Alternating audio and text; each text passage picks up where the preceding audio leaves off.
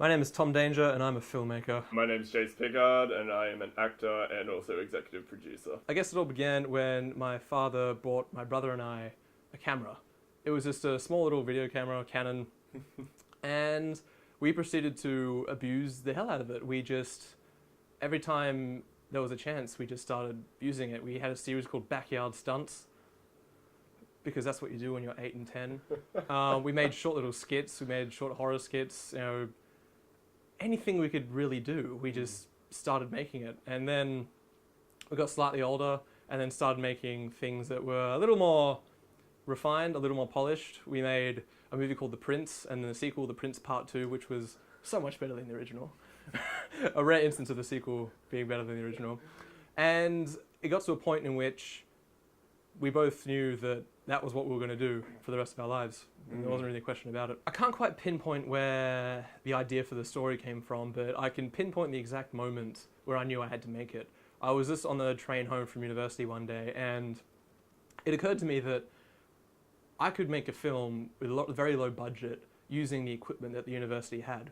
And the moment I thought of that, it struck me as crazy that no one else was doing it. And I thought, surely I'm not the only person to have thought of this. So I started brainstorming about what I could possibly do. And this was in 2012, and the next year was going to be my final year at university. And usually we had, one semester, then a semester break, then the second semester to finish off the year. And I thought, if I use the first semester to have the film in pre-production, shoot it over the semester break, and then use the second semester for post-production, I'll have a movie by the end of the year. And that was basically the genesis of what I knew could happen. And based on that conjecture, I thought, let's do that. So I started writing a script just based on a small idea that I had a few months prior, just about a guy and his girl being surrounded by a gang, but there's a secret that the guy has that's going to help him get out of the situation. I won't spoil it right here. But I had the genesis of an idea, and I knew I could expand upon it. And so I spent the next few weeks brainstorming, and then I started writing it in October, and then by November I had a first draft done. And then I spent the next few months, refining it, polishing it, and then I spent, as in my plan, I spent the first semester of that year in pre-production. I used a lot of my classes to push the film forward. I cast actors, I found crew, other students at my university, and I experimented with visual effects and stuff in my animation classes, and I did a bunch of research, and I went on location scouts. And by the time June rolled around and the semester had ended, I had the film fully prepared. I had a cast, I had a crew, I had a camera, I had everything I needed, and there was nothing to stop me. I've been writing for essentially my whole life. When I was younger, I always envisioned myself being a writer, primarily, as opposed to being a filmmaker. The filmmaker part came later. It was after my brother and I started making films and writing them, and I thought this is desperately what I want to do. And writing has always been such a big part of my life. Back in school and getting older, there's never been a time in which I haven't considered myself a writer to some degree. And it's not just screenplays. I love writing short stories. I'm writing a novel right now. And Stephen King once said that, was it Stephen King? I'm not sure. A writer once said, the only thing you need to do to consider yourself a writer is just write. It doesn't matter if you're published or if you're successful. All you have to do is write, and then you're a writer. And I thought I admired that. I can aspire to that. And so I've kind of made a promise to myself that I would keep writing no matter what. And as the time went by, I wrote my first feature screenplay in high school. I was about 17. I was 16 at the time, I believe. I took the athletics carnival. I took that day off so I could stay at home and finish my screenplay. And it was an action film, very much in the vein of Mad Max and Escape from New York. And have I said that to you? I don't know yet. I'll send it to you. It's very amateur, but I had a lot of fun writing it. Go on. And so Leave Me Astray was the second feature that I actually written, but it was the first one I'd written with the intention of actually producing it. And I knew I had a structure. I knew I had a beginning, a middle, and an end. And I thought, there's no easy way to write a film or a story if you have all of those things, a beginning, middle, and an end. And I thought, 30 pages will be dedicated to, the catalyst, everything, the inciting incident, everything happens, introducing the characters. Second act will go into the backstory of Jace's character. It shows him when he's a child, and it shows the genesis of a lot of the stuff that we see in Act 1. And then in Act 3, wraps it all up. So it goes in a kind of a BAC format. So it's not exactly non-linear. It's just there's this kind of extended, I guess you call it extended flashback in the middle of the film that goes back and explains a bunch of things. And just keeping to that structure in my mind, I was like 30 pages at the beginning, 30 pages for the backstory, and then 30 pages to finish it. I can do that. And so I just approached it as 3 separate segments. And then at the end, I had 90 pages of script. And that was like, okay, there's a feature film right there. And then in subsequent drafts, I gave it to people I was close to, people who I trusted their opinion. One of my best friends, Kyron, who's also a writer. And as I sent it to Jace and Alana and my first assistant director, Adrian, they'd all give me feedback, and I'd go back, I'd rework it, make it better. And now it's come to the point where I look back on the first draft and I think it's a piece of shit. And I look at the 4th draft and I was like, man, what could have been? The 4th draft is so much better. Even now, looking at the 4th draft, I think, I could have fixed this, could have fixed that, but just had no time. But there's just never been a point in which, at least when I was writing the film, there's never a point in which I thought, I can't do this. There was a point in the first 2 drafts of the film, the Act 3, like the climax, took place inside an abandoned shopping centre, whereas the film as it stands now, it takes place inside an abandoned prison, which was shot in Parramatta, which is a great location. And it was used for TV shows like Rake and Home and Away, I think. Yeah, I've heard so. A few different things like that. And the reason I chose a shopping centre for the first few drafts was because just down the road from where my dad was living at the time, there is an empty shopping centre. It was completely empty. And my friends and I had filmed there previously just in the car park, shooting stupid little action movies. And for a show that we had producing at the time during high school, like chase scenes, things like that. And I thought I'd really like to be able to use not just the car park, but the inside. And I envisioned the shopping centre as the lair of the gang in the film. And after months and months and months of liaising with Gosford City Council, it just became very apparent that I was not going to be able to use it. And I thought, I'm out of Act 3. What can I do? It was very difficult because the whole time when I was talking with them, they made it seem as though I was going to be able to do it. And that gave me hope and it gave me strength to keep writing the film in that location, because I started asking them about filming there before the script was even finished. I just knew I was going to have it set there. And I was talking to this lovely woman. Her name was Megan, I believe, and she wasn't just a secretary. She was I can't remember what her job was exactly, but she was very helpful in sending me all the forms, the paperwork, and helping me fill them out. But it got to a point where I was actually speaking to people higher up, and they were very disdainful and were not very professional in how they treated me. And I found that very disheartening, because I was just a university student trying to make something, and I thought, the council would support me. They did not. I was getting updated so I was very, very disheartened at how they approached the situation. It got to a point where I called them up to try and finalize something, and they just told me to get lost. They said, this isn't going to happen. Leave us alone. And I thought, that's not the kind of, no, not good. And I remember I felt as though I had aimed too high with trying to film inside an abandoned shopping centre, because previously with other things we'd made, just with friends and such, it was just locations we could easily get to, or friends' parents owned a bakery, we shot them there. But this was, a council building, abandoned. I realised it was a big undertaking, but I really thought we could do it.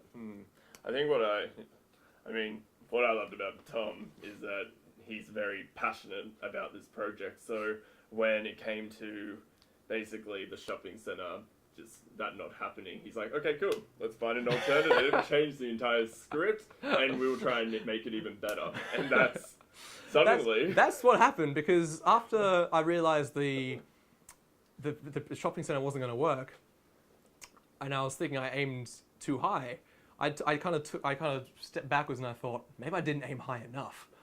And I thought, what other abandoned buildings are there in the area? And so I started looking up abandoned just areas and things that would be available, would be possible to shoot in. And I came across Parramatta Correctional Centre, an empty prison that hasn't been used. I think it was decommissioned in 2010. I think so. Something like that. It was And it's just standing there, this huge prison in the middle of Parramatta. It was completely empty. And I thought, that looks pretty cool. So I started liaising with Parramatta Council, who are way better than Gosford City Council. Very supportive, very helpful. And before I knew it, I had approval at a discounted rate. Oh, yeah. And I thought the sky opened up. Oh, it was a good day. So I looked back on the shopping centre shutting me down. Yeah. I look back on that now as a blessing in disguise because it opened up the opportunity for something way, way cooler. And a lot more dark. A lot darker, atmospheric. Yeah. Everything about it just oozes atmosphere and production value even. So I was very happy with how that worked out. I try to write relatively quickly because if I have an idea, it burns me up inside. If I don't get it down, it'll drive me crazy. So I like writing something, even if it's long, I try and get it all down in a shorter period of time. If it's a few weeks, sometimes a bit longer than that, if I kind of need to figure out things about the story. But just don't stop. If you stop, you stagnate, and the ideas stagnate, and then they get moldy, and then they just, you lose them. Yeah. And you don't want that to happen. If you have a story that makes you passionate, yeah, I want to tell this story, I want to show this to people, just keep working at it. And when it comes to writing in like first drafts and second drafts, sometimes it's a very daunting task. I remember I thought doing subsequent drafts would be easy. Oh, I've already got the story done, I just need to fix things. It was way harder. It was so much harder than just writing the story in the first place. You had to consider everything. Oh, does this work with the ending? Does this work with the actor I want? Does this work with the budget I have? You need to consider those things in subsequent drafts. But you can't let that discourage you because it'll feel like the world is against you a lot of the time. Mm-hmm. But you just have to kind of turn away and say, no, I'm doing this anyway. Because what else do you do with your life? At least for me, there's nothing else. I want to write and I want to make films. So to me, it's not a choice. Yeah. So I just do it. Yeah. And You just keep going. I have no money. I spend all my money on the film, but I don't care. Some people come to me, people who have like wonderful jobs, but I can tell I don't like them. I don't want to hate my job. No. I'd rather be poor in the arts than rich and with a job that I want to shoot myself over. I just want to stay in that creative area. I want to keep writing. I knew the first thing I needed was money. I needed a budget. And I didn't want to go to Kickstarter. I didn't want to go to Indiegogo and a few people did suggest that to me. And they said, why don't you crowdfund? And I said, for these reasons. I don't want to ask other people for money for a product that doesn't yet exist. I would rather get their money when there's something there and they'll pay for a ticket and see it. It was a very egotistical thing to do. I'm quite proud that way. I wanted to do it on my own terms with my own money. So all I did was I got a job at Toys R Us, and this is over the summer of 2012, 2013, and I saved every cent I earned. I had money to eat, but if I got say $700, $800 per fortnight, I'd put $700, $750 away, and I just didn't look at it. And before long, in June, I had $10,000, and that was the budget for the film. Some people, I tell that to people, and some of them kind of, how did you do that? I said, well, I just didn't spend it. I didn't do anything. I didn't go out. I didn't buy DVDs. I didn't do anything because I knew that what I was aiming towards was much more important than any of those other things. I knew I could just focus on finishing the script and getting my cast together. I didn't need to spend any money for those portions of pre-production. Yeah. And when it came to actually shooting, and I had the money in the bank. And every day some of it would leave, catering, and I used the money to buy costumes and props, like fake crowbars, wrenches, things like that. So the money, even in pre-production, was starting to churn out for production to get going. But there was never a point in which I thought, I wish I could spend money right now, because I knew what I was working towards was so much bigger and more important than anything I could have bought at the time. Locations. We shot in a wide variety. There's a lot of different places that take in the film. Primarily it takes place... Gee, there's no primarily, is there? Well, pretty much, like, most of Act 1 took place around this area, so Gosford. We shot on the Central Coast for majority of Act 1. We used Dad's apartment at the time, because, couldn't afford a set. We used my friend's apartment for a bedroom scene. Yep. We used streets outside, the alleyways around our houses. We shot at a bar for Act 1. We shot in Roselle.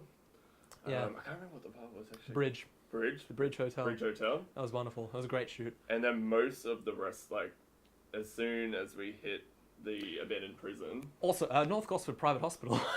Yes, we did. Pretty We much did. all of Yeah. Act 2 takes place inside a private hospital. That's right. That was first day of shooting. That was first day of shooting. I forgot about that. We did shoot it. Yeah, a significant portion of the film takes place inside a hospital in which Jace's character has been treated at one point of his life, and then he goes there later on as well. And we shot there for about a week, I think. I think it was a week, yeah, because we shot most of the Act 2 was inside there, and it was a lot of dialogue, a lot of very few action scenes or anything like that. Yeah, but it was very mellow week because we're just getting into the swing of it, you know, finding out what worked with the shoot and what didn't. And it was good to have most of it confined to that one location because we kept coming back the next day, you know, rebuilding the set and like, okay, let's keep going.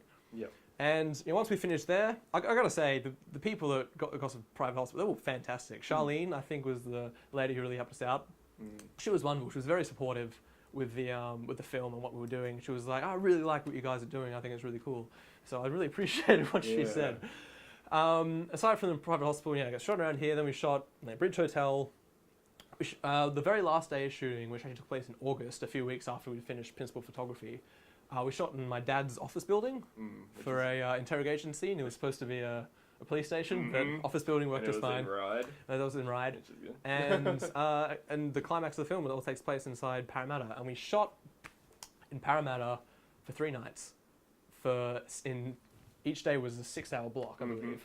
So we had 3 days to shoot 30 pages. It was a very tough It was very shoot. intense. We had our shit together. Everything was scheduled, everything. But we did have a few problems. We'll get to that later. No. One of the scenes as well was also shot at Maitland Jail. Yes, we went all the way up to Maitland. So we bridged the gap, you know, up towards Newcastle, Central Coast, Sydney. We went all around the place. Everywhere. And we also shot.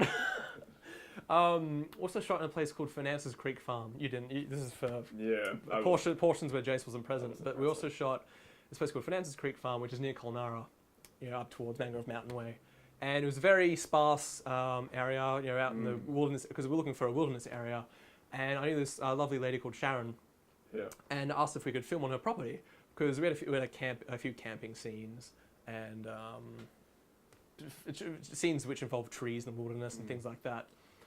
And you gonna say something? Yeah, it was, but you go on. And so this farm pretty much catered to all our needs when it came to all these exteriors, like camps, you know, wilderness, outside grass, all that kind of stuff that we needed. All of it was in kind of one handy location, and we shot there over. It was 2 or 3 nights, I believe.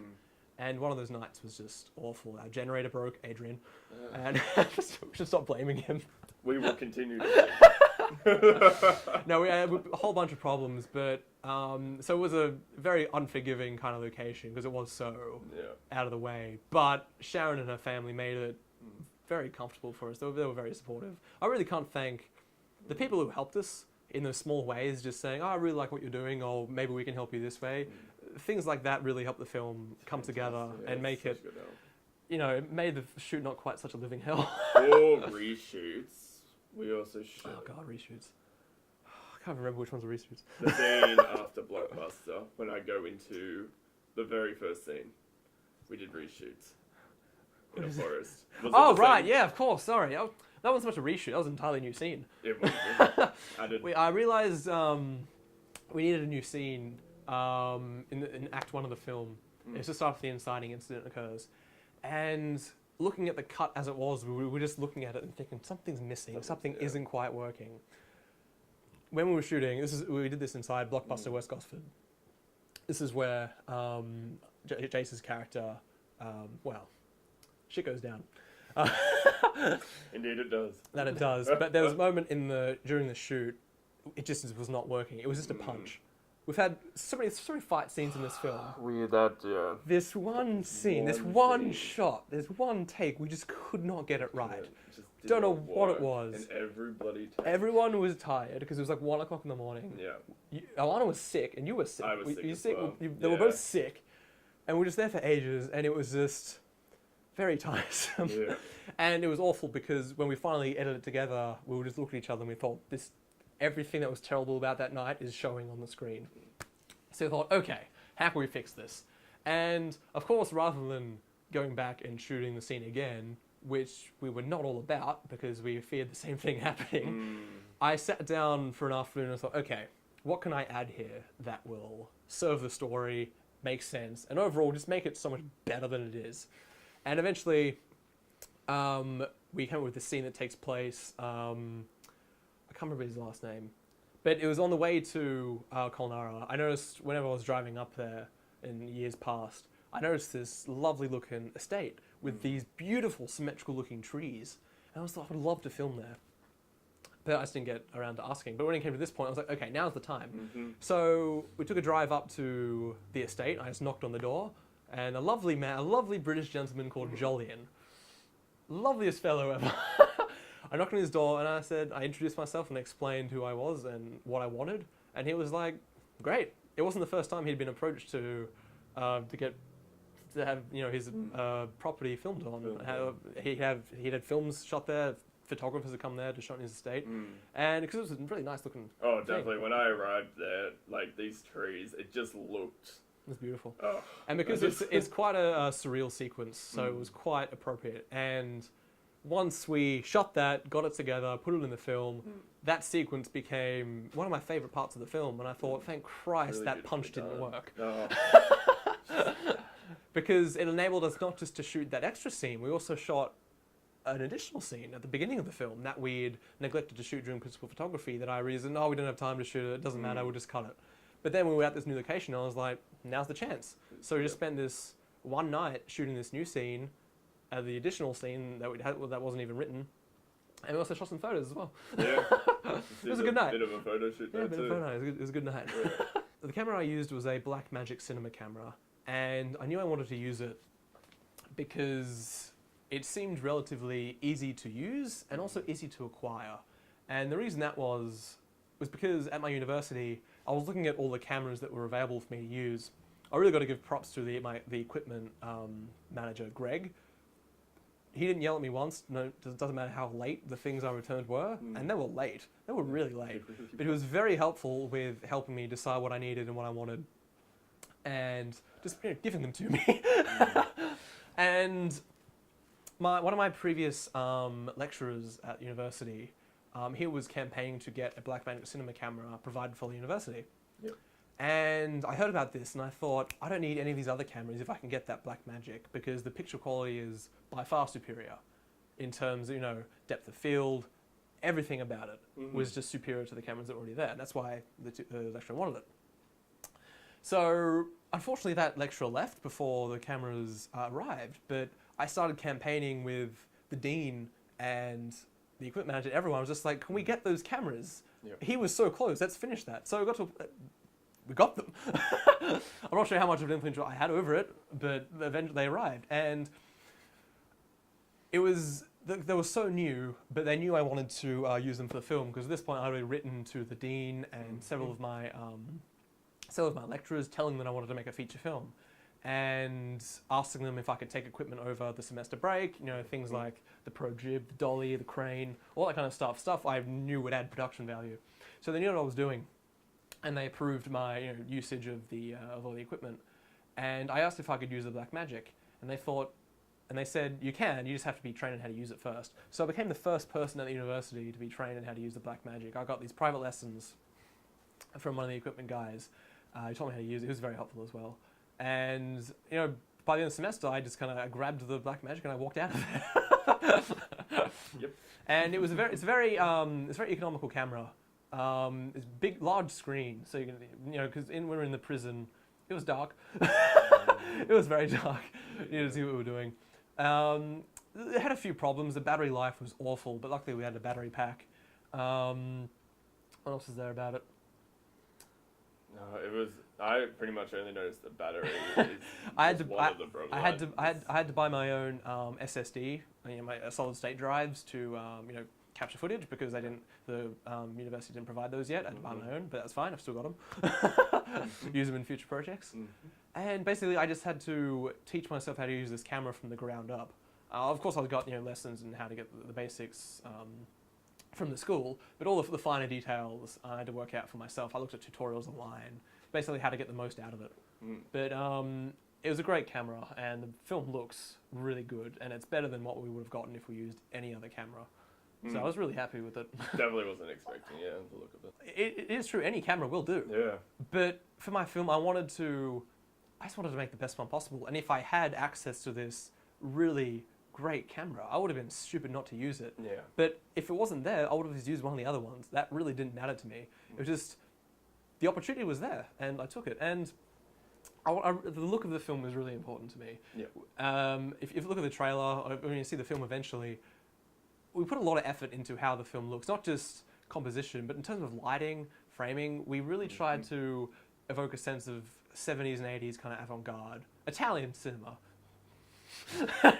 One of my primary influences is Dario Argento. He's an Italian filmmaker, and he made great giallo films in the 70s and 80s. Films like Tenebrae, Deep Red, and Suspiria. Films that look beautiful. Don't make sense, but they're so beautiful. They're like paintings that come to life.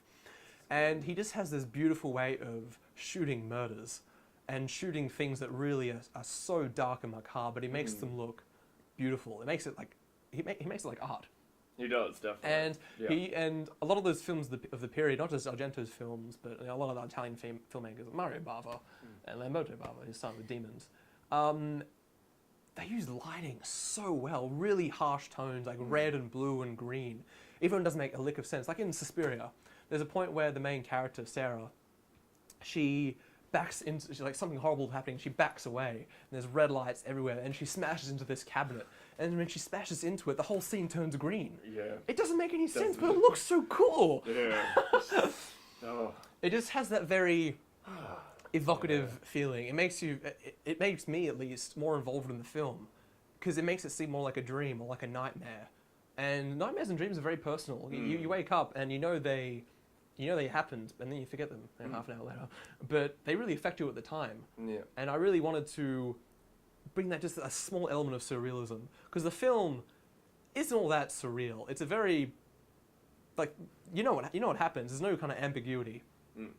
But by adding those small elements of just, cool lighting that doesn't quite make sense, one or two fantasy sequences, I think it elevates it to a point. It makes it more than just a story. It makes it mean a little more. And it just makes it look better.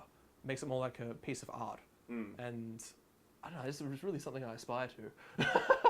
Really I mean, there's a lot of low-budget filmmakers that don't give a lot of credence to the fact that you need a great-looking film. And I concur. Let's look at Clerks, Kevin Smith. Black and white. A lot of the frames are just stagnant. That works for him. He doesn't need to move the camera. He needs to move the audience. And he does. But I love the best of both worlds. That works for Kevin Smith. It works for a lot of people. And Dario Argento doesn't have dialogue for crap, but he makes the scene so beautiful.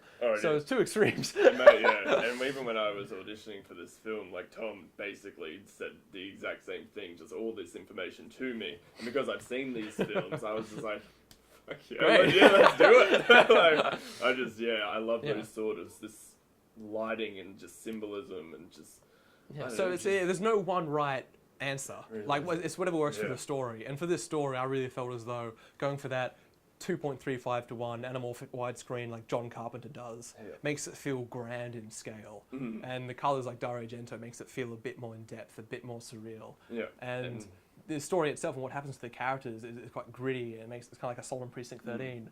So I just wanted all these elements to combine and make what I think the film's pretty good. It's pretty good. For a budget of 10,000, we made it look like it had a lot more than that. A lot more than that.